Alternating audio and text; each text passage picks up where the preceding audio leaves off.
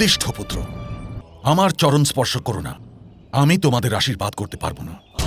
আশীর্বাদ তো হৃদয়ের আবেগ মহামহিম। জলাশয়ের কাছে যে জলের জন্য আসে তার অবশ্যই জল প্রাপ্তি হয়। জলাশয় বিভেদ করে না। ঠিক সেভাবেই পিতাকে প্রণাম করে যে সন্তান, সে অবশ্যই আশীর্বাদ লাভ করে। শুকনো জলাশয় থেকে জল পাওয়া যায় না বাসুদেব। এই অধর্ম দর্শন করে আমার হৃদয় শুকিয়ে গেছে। কিসের অধর্ম মহামহিম? কুরুবংশের অপমান হয়েছে এই মণ্ডপে বাসুদেব।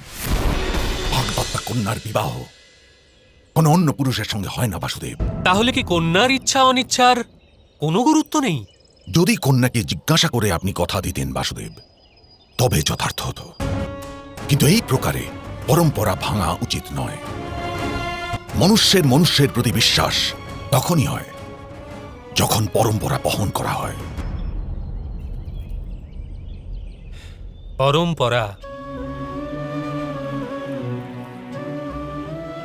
পরম্পরা অবিকল আম্রফলের মতোই হয়। যখন ক্ষুদ্র থাকে তখন সবারই তিক্ত লাগে। কিছুকাল পরে তার স্বাদ হয় টক। যার সেই স্বাদ পছন্দ সে তাকে গ্রহণ করে নেয়।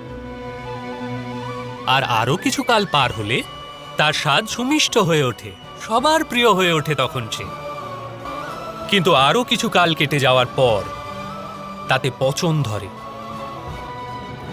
তা থেকে দুর্গন্ধ বের হয় মহামহিম। যে খায় সে ব্যাধি আক্রান্ত হয়ে পড়ে, আর অবশেষে পড়ে থাকে সেই ফলে শুষ্ক বীজটি, যার কোনো উপযোগিতা নেই। আমি পরম্পরার বিরোধী নই মহামহিম, কিন্তু পরম্পরা যখন শোষণের উৎস হয়ে ওঠে, সুখের পরিবর্তে দুঃখ দান করে, তখন সেই পরম্পরাকে সমাধিস্থ করে নূতন পরম্পরাকে জন্ম দিতেই হয়। আর কোন পরম্পরা পচা গলা হয় সেটা কে নিশ্চিত করে? আপনি বাসুদেব? না, সময় তা নির্ধারণ করে, আর সময়ের বিধান সবাইকে মেনে নিতে হয় মহামহিম। এ সমগ্র আর্যাবর্তের জন্য সংক্রান্তিকাল। যেমন সংক্রান্তিতে সূর্যনারায়ণ নিজের পথ পরিবর্তন করে, তেমনি সমগ্র আর্যাবর্ত নিজের পথ পরিবর্তন করতে চলেছে।